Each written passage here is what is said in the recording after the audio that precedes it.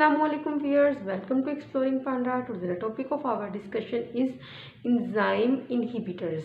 तो enzyme inhibitors जो होते हैं वो कुछ ऐसे सब्सटेंस होते हैं जो रिएक्ट करते हैं एक्टिव साइट के साथ और एक्टिव साइट को परमानेंटली या फिर टेम्पोरेरीली ब्लॉक कर देते हैं।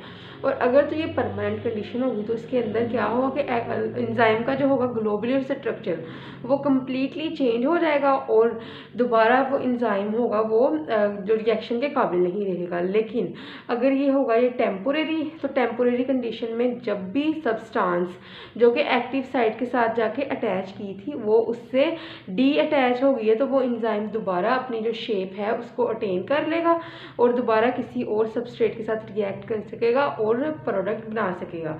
तो यहाँ से हम स्टार्ट करते हैं कि enzyme inhibitors any substance that react with enzyme, कोई भी सब्सटेंस जो कि रिएक्ट करता है इंजाइम के साथ, वो लिड हो सकता है तो वो रिएक्ट करते हैं इंजाइम के साथ और ब्लॉक कर देते हैं किसको, एक्टिव साइट। एक्टिव साइट क्या है? एक्टिव साइट इंजाइम की सरफेस के ऊपर वो स्ट्रक्चर है, वो प्रोटीन बाइंडिंग साइट है जो सरफेस पे पाई जाती है इंजाइम के, किस लिए जो कि अलाउ करती है कि रिएक्टेंट वो उसके साथ अटैच का हो और वो रिएक्टेंट के अंदर चेंजेस करे और रिएक्टेंट को कन्वर्ट कर दे किसके अंदर, प्रोडक्ट के अंदर।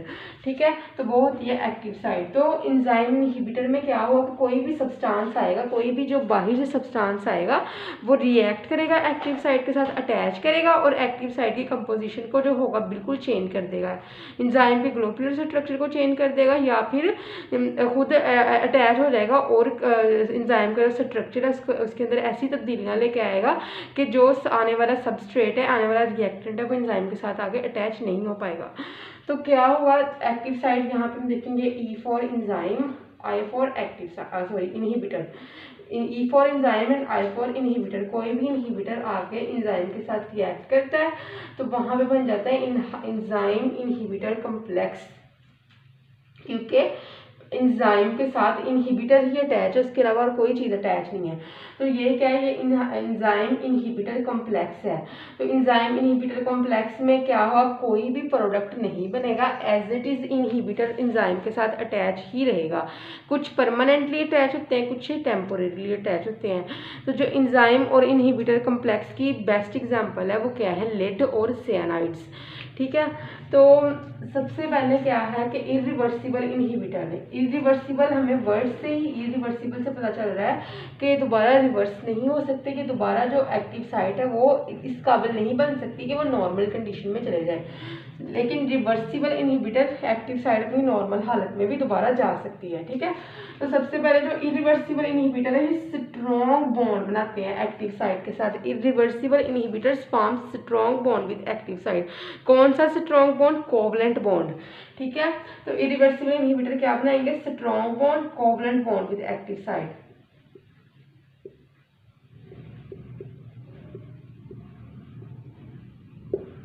उसके बाद है रिवर्सिबल इनहिबिटर। रिवर्सिबल इनहिबिटर क्या बनाता है, वीक लिंकेज, वो हाइड्रोजन बॉन्ड हो सकता है एक्टिव साइट के साथ, ये वीक लिंकेज बनाता है। ठीक है, तो इरिवर्सिबल इनहिबिटर फिजिकली ब्लॉक कर देते हैं एक्टिव साइट को परमानेंटली, मतलब कि हमेशा के लिए जो इरिवर्सिबल इनहिबिटर होगा एक्टिव साइट ब्लॉक हो जाएगी, क्योंकि कोवलेंट बॉन्ड बना है। कोवलेंट बॉन्ड किसके दरमियान, इंजाइम की एक्टिव साइट और जो होगा आने वाला सब्सटेंस, कोई भी फॉरेन सब्सटेंस जिसको हमने इनहिबिटर का नाम दिया, उनके दरमियान एक कोवलेंट बॉन्ड बन गया जो कि एक स्ट्रॉन्ग कनेक्शन है और ब्रेकेबल नहीं है, तो जिसकी वजह से ये जो होगा ये परमानेंटली ब्लॉक कर देगा एक्टिव साइट को। तो ये जो होगा रिवर्सिबल इनहिबिटर में जो सब्सटेंस होगा वो ब्लॉक कर देगा एक्टिव साइट को टेम्पोरेरीली। इसके बाद है इरिवर्सिबल इनहिबिटर, ये डिस्ट्रॉय कर देगा ग्लोबुलर स्ट्रक्चर, इंजाइम के जो स्ट्रक्चर को ये डिस्ट्रॉय कर देगा। तो जिसकी वजह से हमें पता है कि इंजाइम्स क्या है, ग्लोबुलर प्रोटीन। जब ग्लोबुलर स्ट्रक्चर ही लॉस्ट हो गया तो ये फंक्शनिंग के लिए जो होगा वो अवेलेबल नहीं होगा, फंक्शनिंग के लिए कोई भी इसके अंदर फंक्शन नहीं होगा जो परफॉर्म कर सके बॉडी के अंदर ना। तो क्योंकि उसका ग्लोबुलर स्ट्रक्चर ही लॉस्ट हो गया, किसने लॉस्ट किया, जो फॉरेन सब्सटेंस थे, जो इनहिबिटर्स थे, उन्होंने डिस्ट्रॉय कर दिया एंजाइम का ग्लोबुलर स्ट्रक्चर और वो इरिवर्सिबल इनहिबिटर थे। और उसके अलावा है does not destroy the globular structure of the enzyme, reversible inhibitor does not destroy the globular structure of the enzyme, ये ग्लोबुलर स्ट्रक्चर को डिस्ट्रॉय नहीं करते एंजाइम के। इरिवर्सिबल इनहिबिटर को हम न्यूट्रलाइज नहीं कर सकते हैं दोबारा, और रिवर्सिबल इनहिबिटर को दोबारा न्यूट्रलाइज कर सकते हैं, मतलब कि जब भी ये इनहिबिटर एंजाइम की सरफेस से उतर जाएगा, क्योंकि ये परमानेंटली नहीं लगा, ये टेम्पोरेरी लगा है सरफेस के ऊपर, तो जब भी ये एंजाइम की सरफेस से हट जाएगा तो क्या होगा कि एंजाइम दोबारा फंक्शनेबल हो जाएगा, दोबारा फंक्शनिंग प्रॉपर फंक्शनिंग परफॉर्म कर सकेगा, इसीलिए ये जो होते हैं ये न्यूट्रलाइज हो जाते हैं लेटर। तो इसकी बेस्ट एग्जांपल है लीड। तो उसके बाद हम देखते हैं अब रिवर्सिबल इनहिबिटर्स की टाइप्स। ये क्या है, रिवर्सिबल इनहिबिटर्स की दो टाइप्स हैं, कम्पिटिटिव इनहिबिटर, दूसरा है नॉन कम्पिटिटिव इनहिबिटर। तो कम्पिटिटिव इनहिबिटर में क्या होता है, in case of the competitive inhibitors जो एक्टिव साइट है वो गलती से किसी और सब्सटेंस को चूज कर लेती है, सिलेक्ट कर लेती है। क्यों? क्योंकि उसकी जो सिमिलैरिटी होती है, स्ट्रक्चरल सिमिलैरिटी होती है, किसके साथ होती है, सबस्ट्रेट के साथ, रिएक्टेंट के साथ। सबस्ट्रेट क्या है, वो रिएक्टेंट है जिसने आके एक्टिव साइट के साथ अटैच होना है और उसके बाद प्रोडक्ट के अंदर कन्वर्ट होना है। तो एक्टिव साइट गलती के साथ किसी और सब्सटेंस को चूज कर लेती है, किसी और सब्सटेंस को सिलेक्ट कर लेती है, तो जिसकी वजह से कैटालिटिक एक्टिविटी नहीं होगी और कोई भी प्रोडक्ट नहीं बनेगा। क्या होता है इस केस में, स्ट्रक्चरल सब्सटेंस या फिर इनहिबिटर है, स्ट्रक्चरल इनहिबिटर का जो स्ट्रक्चर होगा वो सिमिलर होगा किसके, सबस्ट्रेट के, रिएक्टेंट के। सिमिलैरिटी विथ सबस्ट्रेट या फिर क्या, रिएक्टेंट। किसकी सिमिलैरिटी, उसका स्ट्रक्चर बिल्कुल सिमिलर होगा इनहिबिटर का किसके, सबस्ट्रेट के स्ट्रक्चर के, तो जिसकी वजह से एक्टिव साइट में सिलेक्टेड, तो एक्टिव साइट गलती से उस इनहिबिटर को सिलेक्ट कर लेती है and does not perform the catalytic activity, और वहां पे कोई भी कैटालिटिक एक्टिविटी नहीं होगी।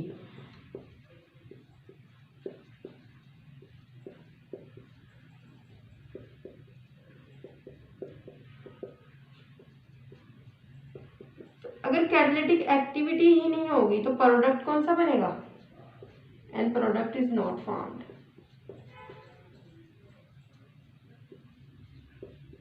तो इसकी एग्जांपल बेस्ट क्या है कि जो लीड है, ये ठीक है, ये कंबाइन कर जाता है किसके साथ, SH ग्रुप होता है सिस्टीन अमाइनो एसिड पे, cysteine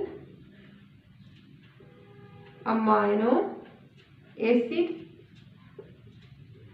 and block its active site, और इसकी एक्टिव साइट को ब्लॉक कर देता है।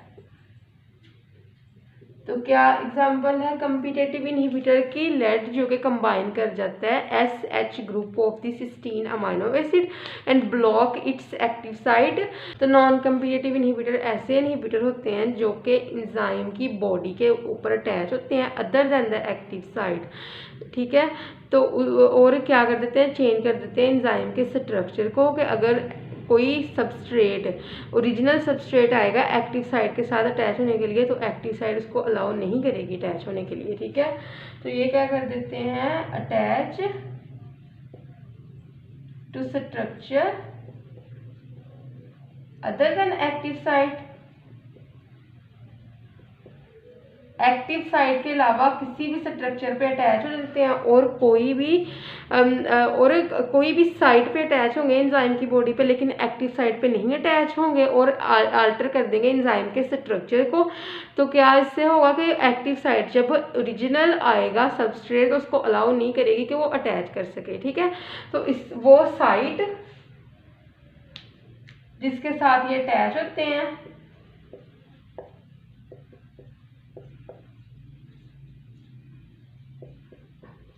उसको हम क्या कहते हैं, एलोस्टी साइट।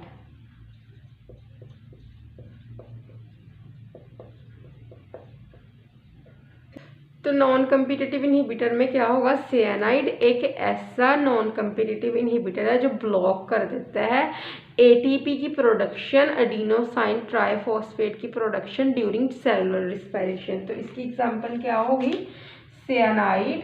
साइनाइड क्या करता है, it blocks the ATP production during cellular respiration, ठीक है। और उसके अलावा जो हमने पीछे पढ़ा था ना कि रिवर्सिबल और इरिवर्सिबल इनहिबिटर्स, ठीक है, ये तो रिवर्सिबल इनहिबिटर्स की टाइप है। जो इरिवर्सिबल इनहिबिटर्स होते हैं वो पेनिसिलिन होते हैं और एस्पिरिन होते हैं, ठीक है। तो आई होप सो कि आपको इसकी समझ लग गई होगी, लेकिन अगर किसी भी किस्म की कन्फ्यूजन है तो आप कमेंट सेक्शन में पूछ सकते हैं। Thank you so much and अल्लाह हाफिज़।